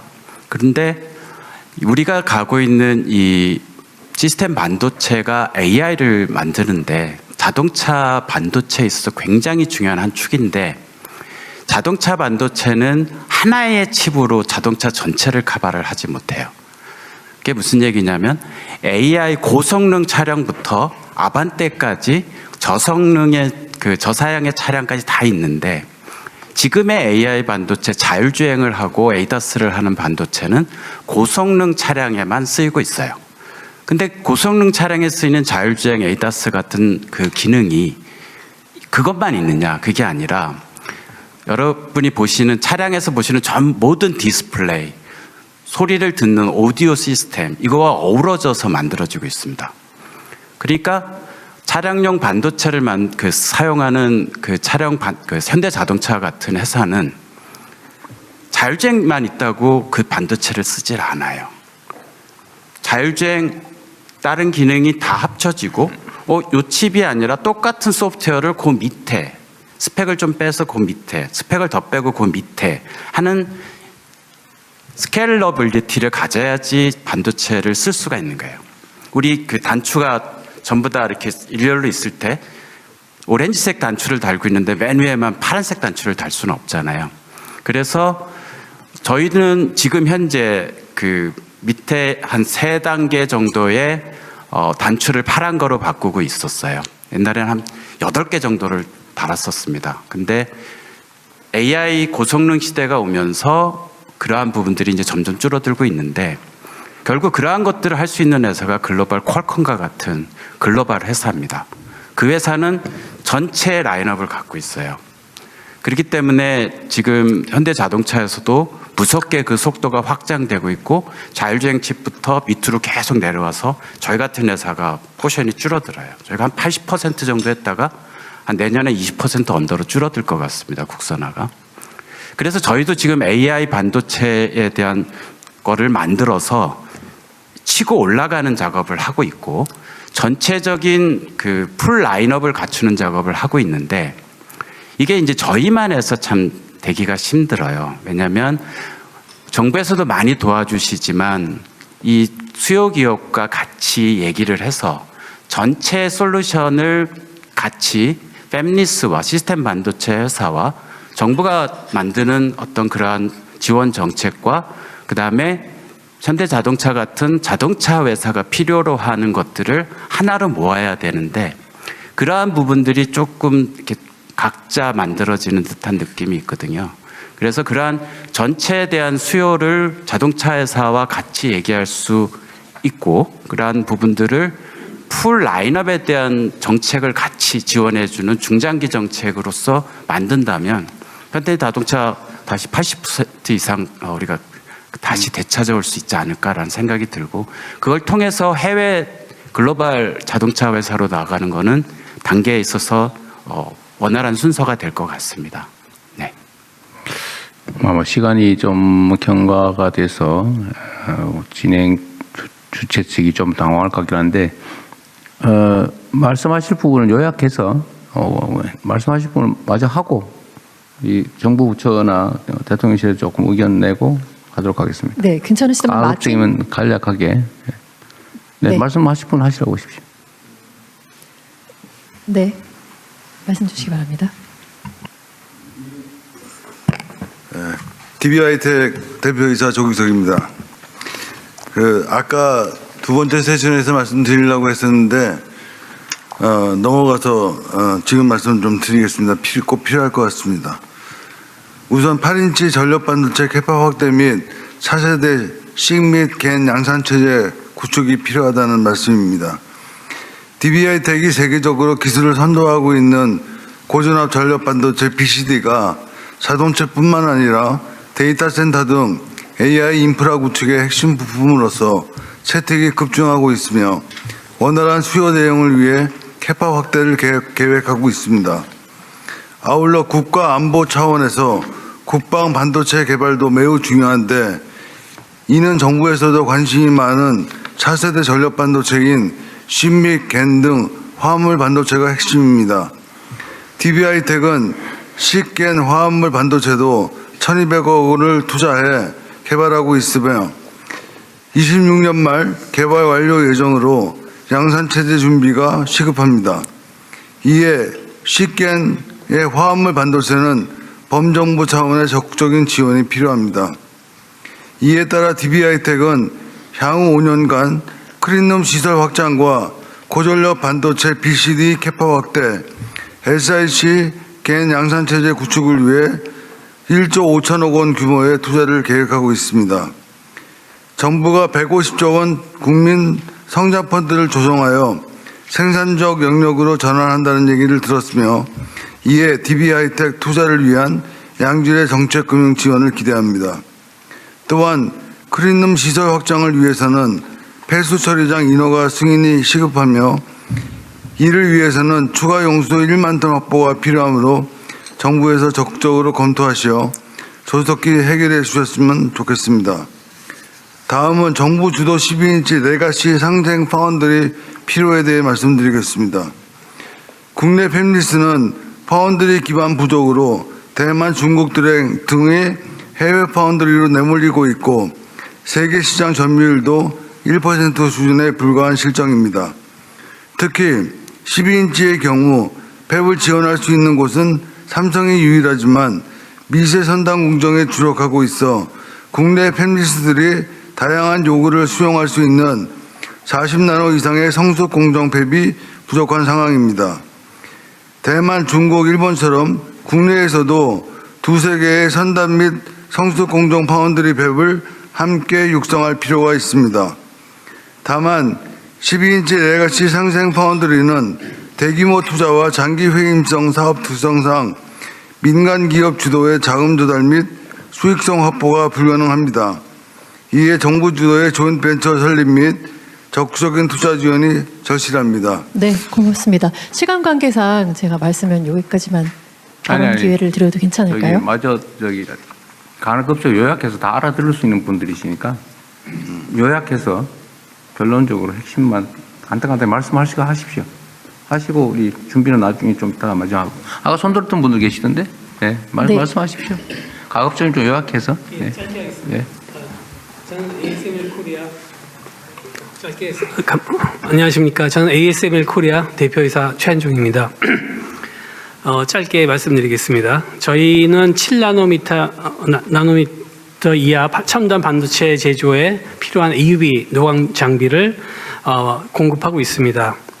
근데 국내 반도체 제조사 경우에 KC 인증 취득을 포함해서 동일한 사양의 EUV 장비임에도 외국에서는 요구하지 않는 복잡한 좀 고압가스 관련 인허가 절차를 추가로 좀 해야 됩니다.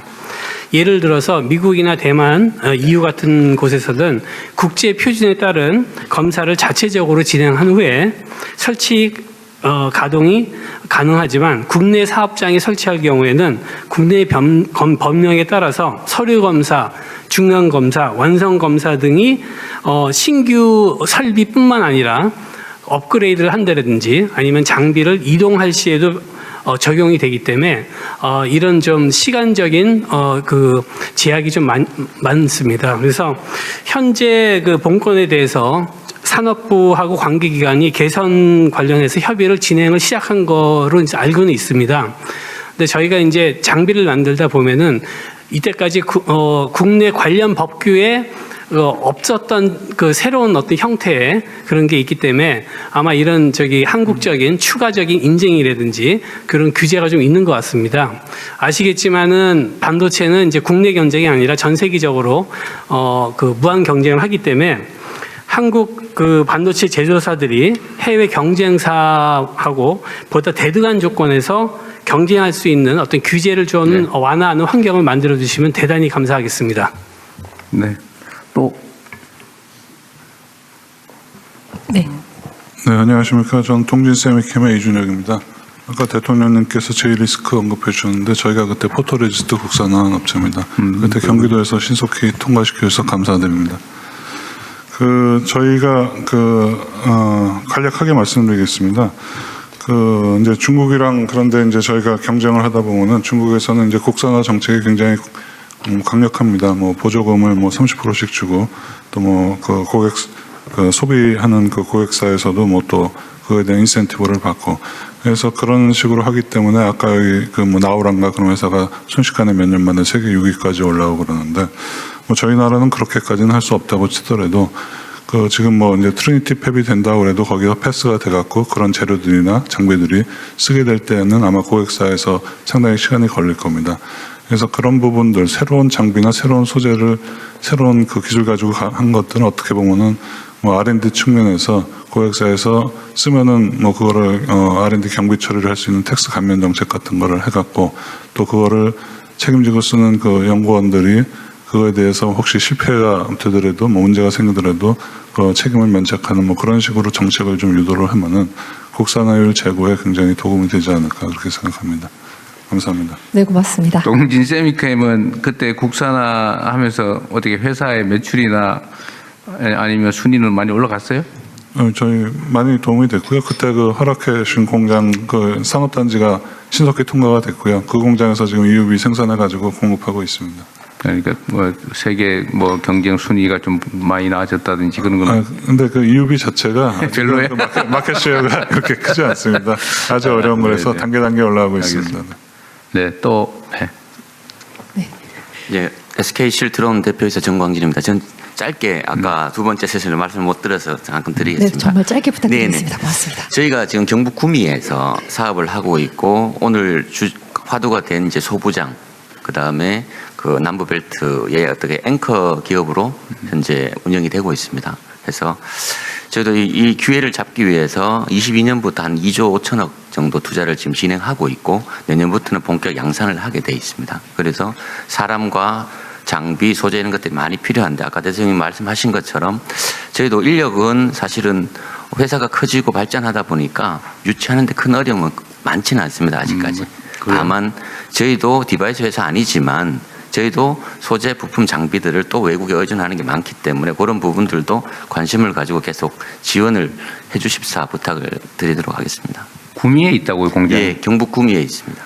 그 구미는 전에 인력 수급이 어렵다고 해서 다른 데로 옮긴 데가 하나 있긴 하죠. 네, 있습니다.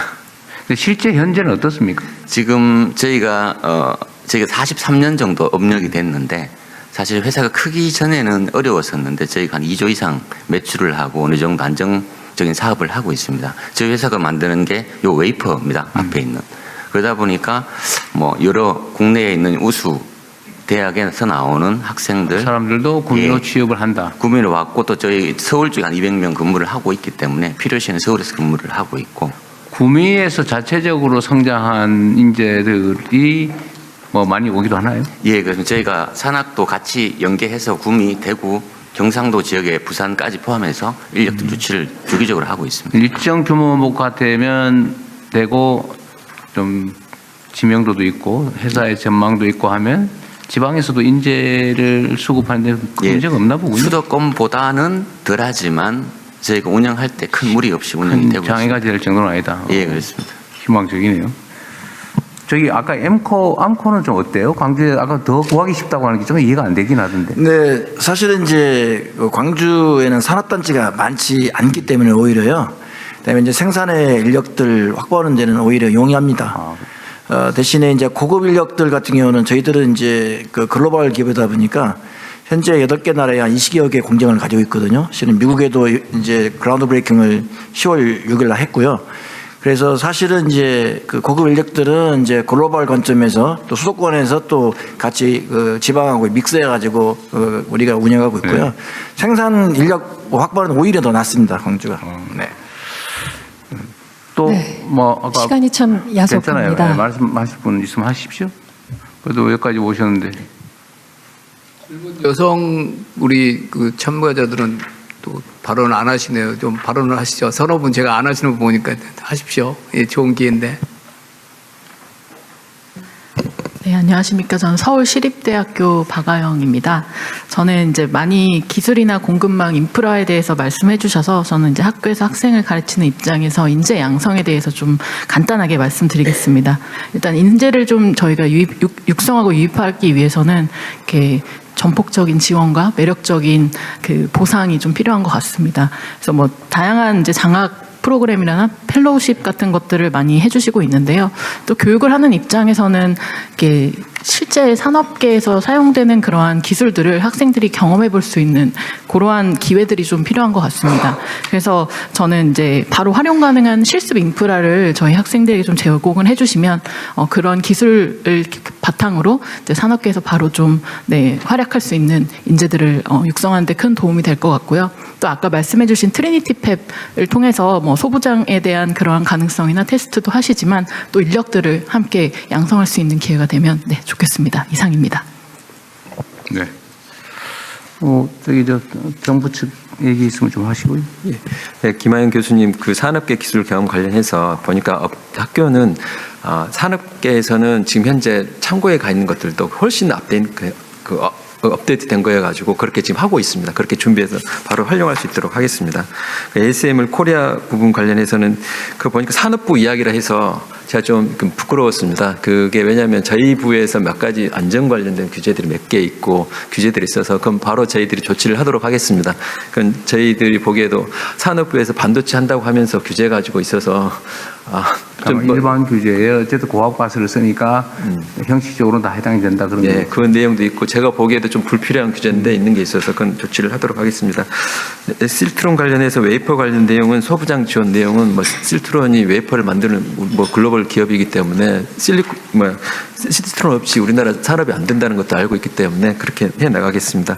DB 하이텍은 조금 전에 말씀 상생 파운드리는 정말 같이 해서 우리 팹리스들이나 우리 기업 소부장 잘 활용될 수 있도록 정부하고 같이 국민성장 펀드하고 같이 잘 한번 만들어가지고 육성해 나갔으면 좋겠습니다. 마찬가지로 우리 화학물 반도체, 국방 반도체 저들도 뭐 보고 드렸습니다. 똑같은 입장이기 때문에 같이 잘 만들어가도록 그렇게 노력을 하겠습니다.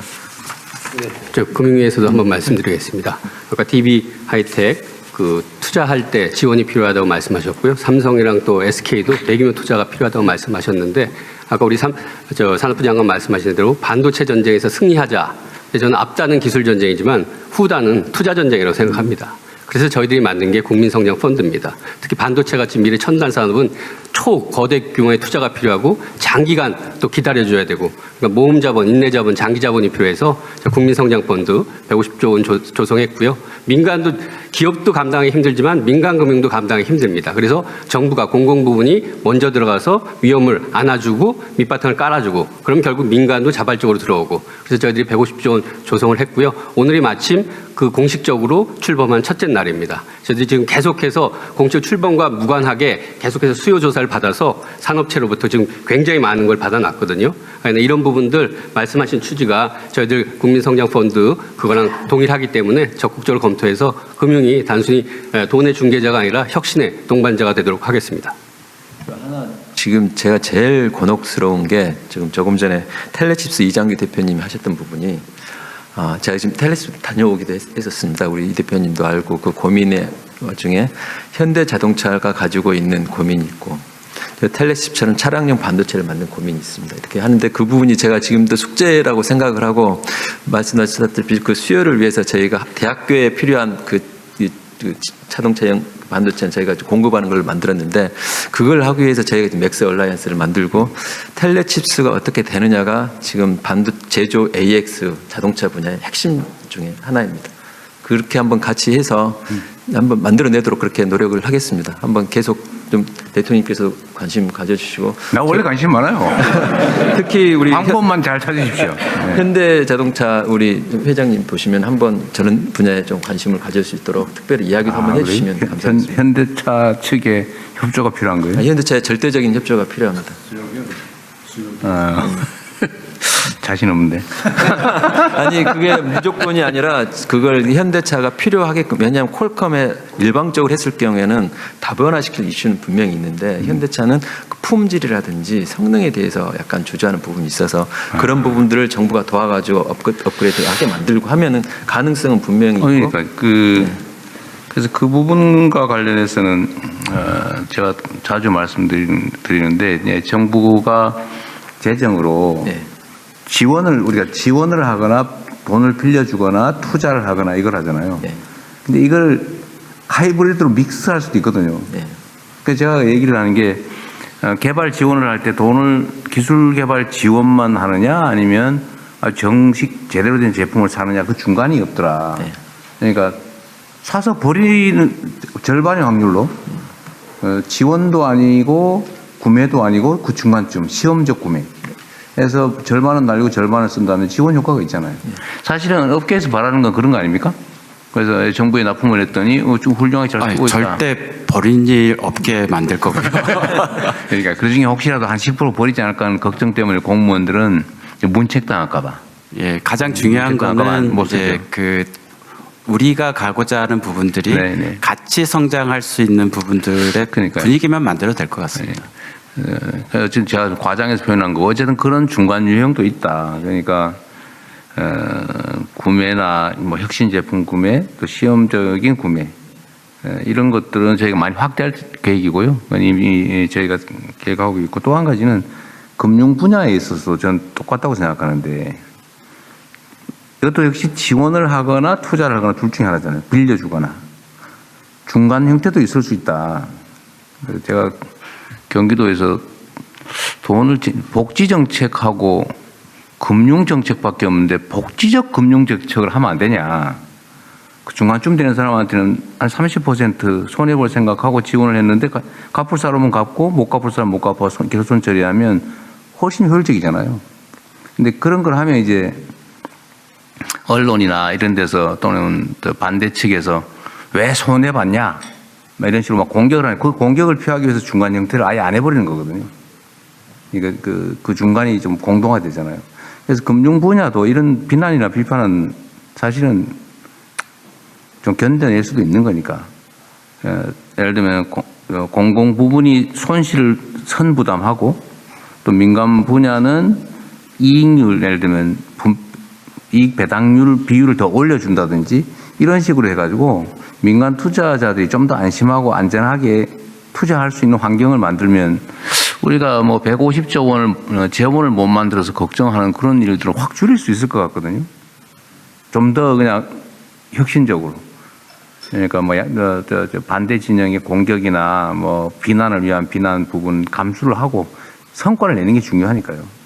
그래서 그 문제는 좀 더 적극적으로 하면 좋을 것 같아요. 손해는 재정 쪽이 손해도 보고 만약 이익이 나서 배당을 받더라도 배당은 비율은 좀 줄여주고 양보하고 그다음에 민간 분야는 또 손해를 후순위로 보게 이익은 선 배당을 받게 더 많이 받게 뭐 이런 식으로 설계를 하면 민간 부분에 지금 투자 자금들은 상당히 많을 수 있을 것 같아요. 투자도 중요한데 그 기업들은 이제 레퍼런스 만드는 게 중요한 것 같습니다. 그래서 해외로 나갈 때 레퍼런스가 없으면 뭐 수출이 안 되고 하다 보니까 대통령이 언급하셨었는데 실제 그 우리 공공기관에서 공공사업이나 우리 지금 범정부 AI 기반 공통 기반에도 우리 한국의 AI 반도체 그리고 NPU들을 적극 도입을 해야 될 것 같습니다. 우리 비서실장 어디 갔어요? 가셨네. 저 중요한데 이게 결국은 공공구매 분야는 공직자들의 복지부동. 그러니까 혹시 나중에 수사 감사 당해서 문책당하지 않을까? 그래서 문제될 여지가 있는 일을 절대 안 하려고 그래요. 이게 소위 적극 행정을 하지 않다 보니까 혁신 제품 구매를 절대 안 합니다. 했다 너 왜 이거 샀어 이렇게 할까 봐. 원래 공무원들의 이런 정책 결정은 비난하거나 문책하면 안 되거든요. 이 공직사회가 사회 발전 가로막는 일이 지금 벌어지고 있는데 어쨌든 이 부분도 사실 정말 이게 저 같은 사람도 노력해야 되지만 지금 이 장면을 보시는 우리 국민들께서도 그런 점들을 용인해 주셔야 됩니다. 그래야 공직자들이 제대로 정말 좋은 의지를 가지고 최선을 다하는 사회하고 문제될 거 절대 안 하고 법에 정해진 거 옛날에부터 하던 거 외에는 안 해버리면 이 사회가 발전하겠어요. 결국 공직사회가 발목을 잡는 그 사회 발전 장애 요인이 된다고. 지금 사실 비슷한 상황입니다. 비서실 그 정책시장이 좀 전달해서 공직자 적극행정 TF에 네, 이게 정말 중요해요. 그래서 혁신 제품 구매라든지 아니 뭐 시험적으로 구매해서 그 중에 한 10% 손해를 보더라도 그 말씀하신 것처럼 이 국가 검증을 받아가지고 이미 써봤더니 괜찮더라. 우리 한국 정부도 쓴다라고 해야 지금 수출이나 이런데 수요가 생긴다는 거 아닙니까? 어쨌든 그거는 저희도 각별히 신경을 좀 써서 확대하도록 할게요. 기재부 쪽이 조달할 때 그것도 반영하시면 돼요. 네. 시간이 많이 같은 간단하게 그야말로 그 경쟁을 넘어서 전쟁을 하겠다는 각오로 최선을 다하고 계시는데 오늘 많이 배우면서 어쨌든 그 급증하는 그 반도체 인재 수요에 대응해야 하는 교육부의 역할에 관해서 깊이 고민했습니다. 어쨌든 거점 국립대를 중심으로 해서 첨단 분야의 그 정원도 좀 많이 늘리고 지역에 가보니 그런 것도 많이 있던데 반도체 계약학과를 나오는 지역 친구들이 지역에 있는 기업에 가고자 매우 많이 희망하고 함께하는 아주 매우 바람직한 협업 체계를 봤는데 그런 것들을 좀 더 활성화하는 것, 그 다음에 실질적으로 그 지도하실 수 있는 교수 요원이 부족한 것을 산업 현장에서 실질적인 전문가 선생님들을 그 교수 요원으로 활용할 수 있도록 규제를 타파하는 것 같은 노력을 더 열심히 해서 인재들을 제때 공급할 수 있도록 적극적으로 노력하겠습니다. 네. 예정된 행사 시간을 넘어서까지 토론 열기가 여전히 뜨겁습니다만 이상으로 자유토론은 마무리 짓겠습니다. 오늘 긴 시간 반도체 산업전략회의 주재하신 대통령님께 마무리 말씀 부탁드리겠습니다. 뭐 제가 할 말은 이미 다 드렸고요. 어쨌든 지금 기회의 시간이기도 하고 위기의 시간이기도 합니다. 그리고 뭐 우리 산업부 장관식 표현에 하면 산업 전선에서 일종의 선봉부대 역할을 하시는 거니까 저희는 후방 전략 단위에서 열심히 지원하도록 하겠습니다. 그리고 다시 한번 말씀드리지만 우리 공동체 전체가 그냥 총량을 늘리는 것도 일단 중요한데 어쨌든 사회 구성원 모두가 또 공정하게 기회를 가지고 또 노력한 만큼의 정당한 보상이 주어진다고 믿어져야 그 사회 전체가 활력도 생기고 장기적으로 지속적인 성장 발전이 가능하다고 저는 확신합니다. 어려움들이 있겠지만 뭐 소위 산업 생태계 조성, 또 전국 국토 균형 발전 이런 부분에도 요즘 뭐 공익 관련된 경영도 중요한 또 가치로 부각되고 있으니까 각별히 유념해 주시면 고맙겠습니다. 긴 시간 수고하셨습니다. 고맙습니다. 네, 고맙습니다. 미처 말씀 못하신 의견들은 서면 건의서 적극적으로 이용 부탁드리겠습니다. 자, 그럼 오늘 K반도체 비전과 육성 전략 보고회 모두 마치겠습니다. 대통령님께서 먼저 퇴장하신 후에 모두 이동하도록 하겠습니다. 자, 고맙습니다.